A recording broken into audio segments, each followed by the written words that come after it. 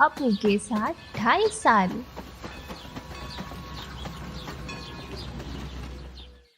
पथियर Panchali film की shooting का काम 2.5 साल तक चला था। इस 2.5 साल के कालखंड में हर रोज तो शूटिंग होती नहीं थी। मैं तब एक विज्ञापन कंपनी में नौकरी करता था। नौकरी के काम से जब फुर्सत मिलती थी तब शूटिंग करता था। मेरे पास उस समय पर्याप्त पैसे भी नहीं थे।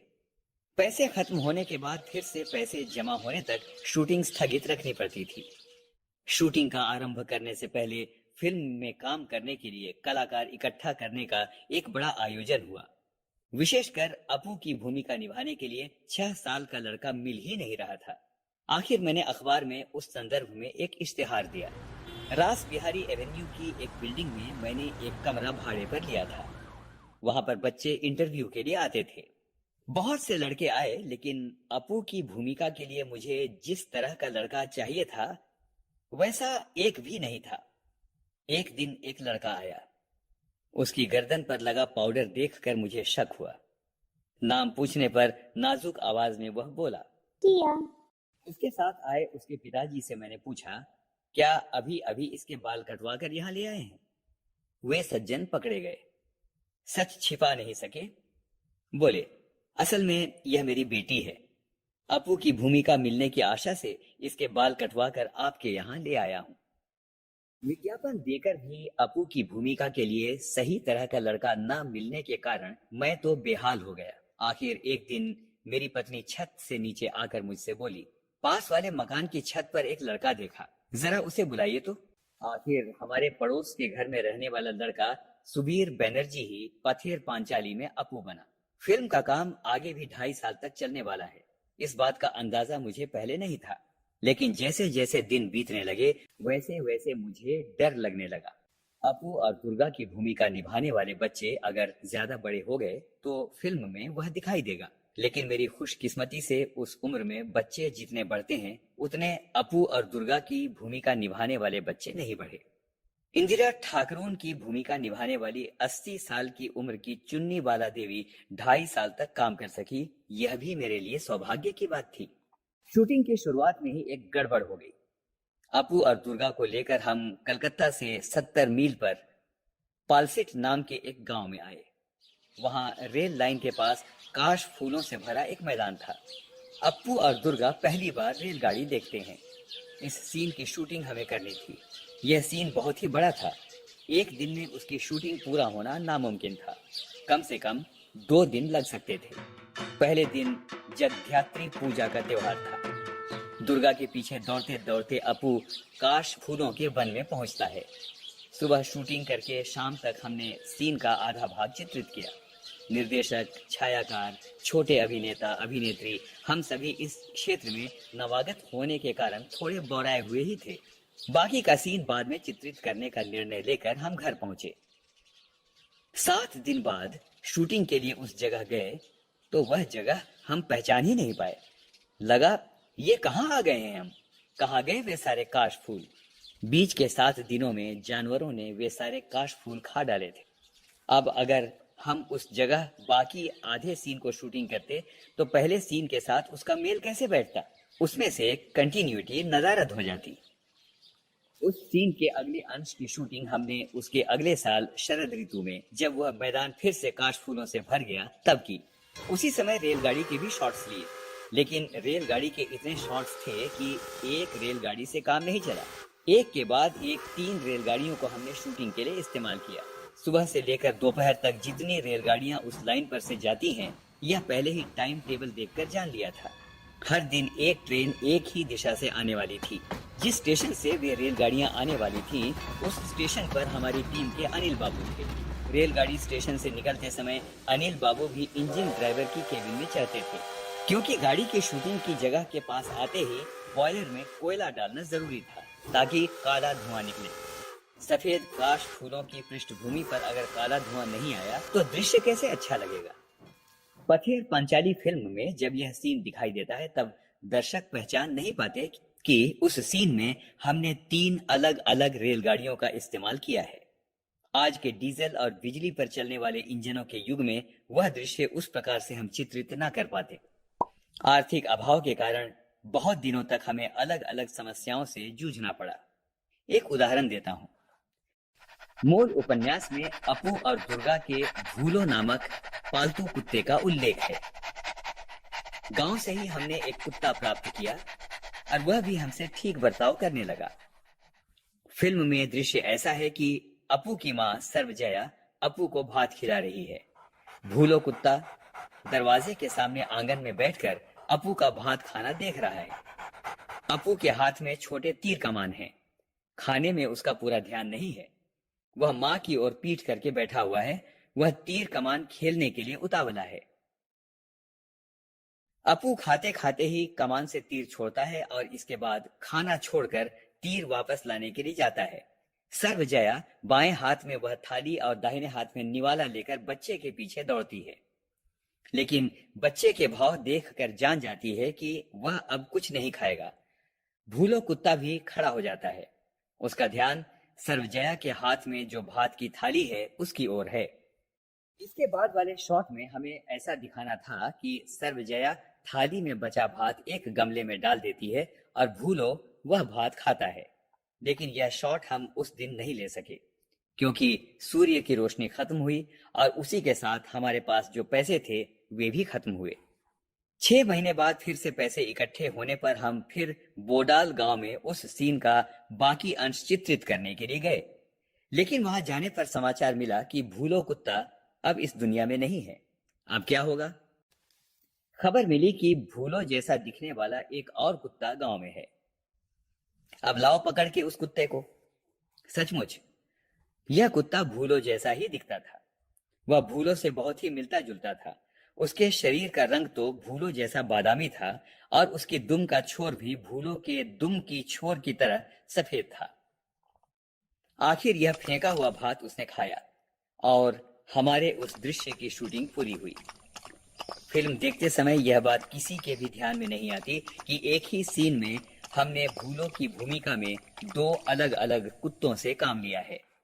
और अब कुत्ते के संदर्भ में ही नहीं, आदमी के संदर्भ से भी ऐसी समस्या से पथेर पांचाली की शूटिंग के दौरान उलझना पड़ा। श्रीनिवास नामक घूमते मिठाई वाले से मिठाई खरीदने के लिए अपू और दुर्गा के पास पैसे नहीं थे। वे तो मिठाई खरीद नहीं सकते, इसलिए अपू और दुर्गा उस मिठाई वाले के पीछे पीछे मुखर्जी के घर के पास जाते हैं। मुखर्जी अमीर आदमी हैं, वे तो मिठाई जरूर खरीदेंगे और उनका मिठाई खरीदना देखने में ही अपू और दुर्गा की खुशी है। उस दृश्य का कुछ अंश चित्रित होने के बाद हमारी शूटिंग कुछ महीनों के लिए स्थगित हो गई। पैसे हाथ आने पर फिर जब हम उस गांव में शूटिंग करने के लिए गए तब खबर मिली कि श्रीनिवास मिठाई वाले की भूमिका जो सज्जन कर रहे थे उनका देहांत हो गया है। अब पहले वाले श्रीनिवास का मिलता जुलता दूसरा आदमी कहां से मिलेगा? आखिर श्रीनिवास की भूमिका के लिए हमें जो सज्जन मिले उनका चेहरा पहले वाले श्रीनिवास से मिलता जुलता नहीं था, लेकिन शरीर से वे पहले श्रीनिवास जैसे ही थे। उन्हीं पर हमने दृश्य का बाकी अंश चित्रित किया। फिल्म में दिखाई देता है कि 1 नंबर श्रीनिवास बांसबंद से बाहर आता है और अगले शॉट में 2 नंबर श्रीनिवास कैमरे की ओर पीट करके मुखर्जी के घर के गेट के अंदर आता है। पथेर पंचाली फिल्म अनेक लोगों ने एक से अधिक बार देखी है, लेकिन श्रीनिवास के मामले में यह बात किसी के ध्यान में आई है ऐसा मैंने नहीं सुना। इस श्रीनिवास के सीन में एक ही शॉट के वक्त हम बिल्कुल तंग आ गए थे, वह भी उस भूलो कुत्ते की वजह से। छोटे से पुकुर के पार मिठाई वाला खड़ा है और इस बार अपने घर के पास अपू दुर्गा मिठाई वाले की ओर ललचाई नजर से देख रहे हैं। क्यों मिठाई खरीदेंगे? मिठाई वाले के इस सवाल का जवाब वे ना में देते हैं। तब मिठाई वाला मुखर्जी के घर की तरफ जाने लगता है। अपू दुर्गा से कहती है, चल हम भी जाएंगे। भाई बहन दौड़ने लगते हैं। उसी समय पीछे झुरमुट में बैठा भूलो कुत्ता भी छलांग लगाकर उनके साथ दौड़ने लगता है। हमें ऐसा सीन लेना था, लेकिन मुश्किल यह कि यह कुत्ता कोई हॉलीवुड का सिखाया हुआ नहीं था, इसीलिए यह बताना मुश्किल ही था कि वह अपू दुर्गा के साथ भागता जाएगा या नहीं।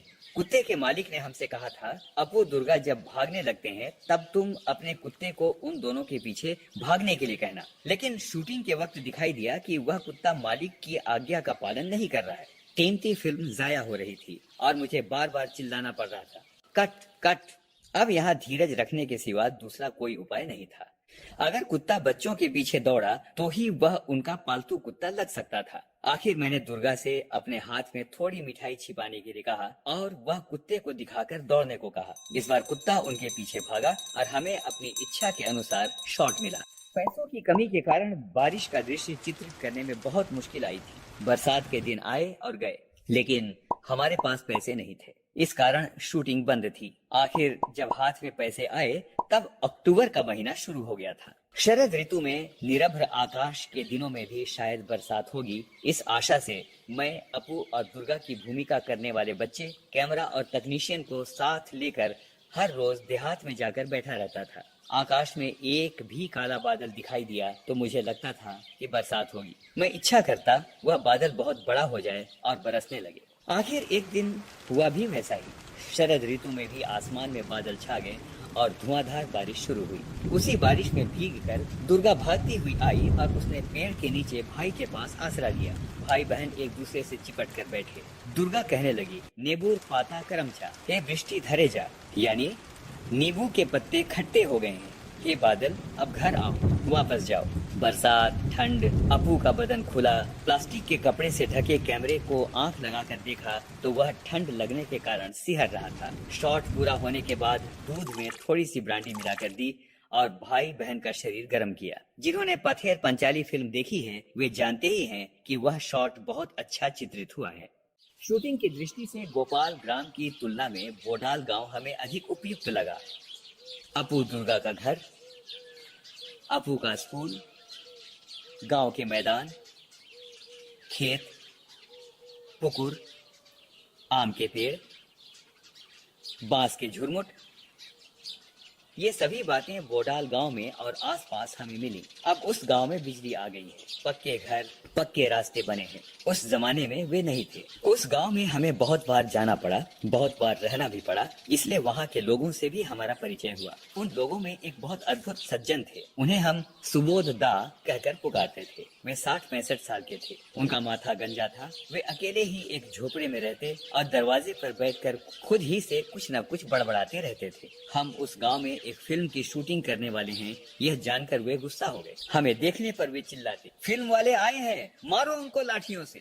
पूछताछ करने पर लोगों ने बताया वे मानसिक रूप से बीमार थे। बाद में सुबोध दा से हमारा अच्छा परिचय हुआ। वे हमें पास बुलाकर दरवाजे में बैठकर वायलिन पर लोक गीतों की धुनें बजाकर सुनाते थे।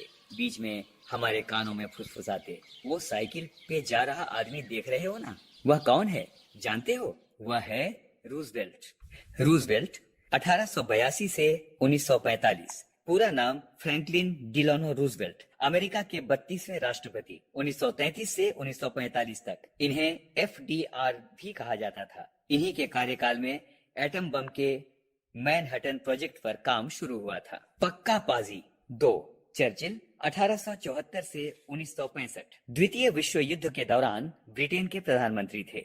1953 में इन्हें साहित्य का नोबेल पुरस्कार भी मिला था। और एक था हिटलर 1889 से 1945, जर्मनी के तानाशाह चांसलर 1933 से 1945 तक तथा नाजी पार्टी के लीडर थे। तो एक था अब्दुल गफ्फार खान 1890 से 1988। वे पख्तूनों यानी अफगानों के नेता थे और भारत और पाकिस्तान के विभाजन के खिलाफ थे, जिसके कारण उन्हें अपना अंतिम समय पाकिस्तान की जेल में गुजारना पड़ा। इन्हें सीमांत गांधी के नाम से भी जाना जाता है। सभी उनके मतानुसार पाजी थे, उनके दुश्मन थे। हम जिस घर में शूटिंग करते थे उसके पड़ोस में एक धोबी रहता था। उसके कारण हमें बहुत परेशानी होती। वह भी थोड़ा सा पागल था और कभी भी भाइयों और बहनों कहकर किसी राजकीय मुद्दे पर लंबा भाषण शुरू करता था। फुर्सत के समय में उसके भाषण पर हमें कुछ आपत्ति नहीं थी, लेकिन अगर शूटिंग के समय वह भाषण शुरू करता तो हमारे साउंड का काम प्रभावित हो सकता था। उस धोबी के रिश्तेदारों ने अगर हमारी मदद न की होती तो वह धोबी सचमुच ही एक सिर दर्द बन जाता। जिस घर में हम पाथेर पंचाली की शूटिंग करते थे वह घर हमें एकदम ध्वस्त अवस्था में मिला था। उसके मालिक कलकत्ता में रहते थे। उनसे हमने वह घर शूटिंग के लिए भाड़े पर लिया था। उस घर की मरम्मत करके उसे शूटिंग के लिए ठीक ठाक करवाने में हमें लगभग 1 महीना लगा। उस घर के एक हिस्से में एक के पास एक कुछ ऐसे कमरे थे, वे हमने फिल्म में नहीं दिखाए। उन कमरों में हम अपना सामान रखा करते थे। एक कमरे में रिकॉर्डिंग मशीन लेकर हमारे साउंड रिकॉर्डिस्ट भूपेन बाबू बैठा करते थे। हम शूटिंग के वक्त उन्हें नहीं देख सकते थे, फिर भी उनकी आवाज सुन सकते थे। हर शॉट के बाद हम उनसे पूछते, साउंड ठीक है ना? भूपेन बाबू इस पर हाँ या ना में जवाब देते। एक दिन शॉट के बाद मैंने साउंड के बारे में उनसे सवाल किया, लेकिन कुछ भी जवाब नहीं आया। फिर एक बार पूछा, भूपेन बाबू साउंड ठीक है ना? इस पर भी जवाब ना आने पर मैं उनके कमरे में गया तो देखा कि एक बड़ा सा सांप उस कमरे की खिड़की से नीचे उतर रहा था। वह सांप देखकर भूपेन बाबू सहम गए थे और उनकी बोलती बंद हो गई थी।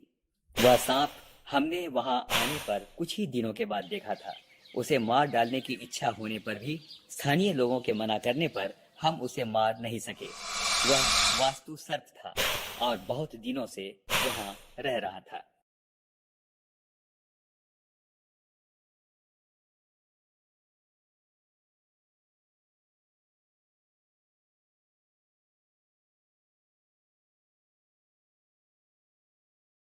If you like my videos, please subscribe my channel Red Monster Studios and hit the bell icon.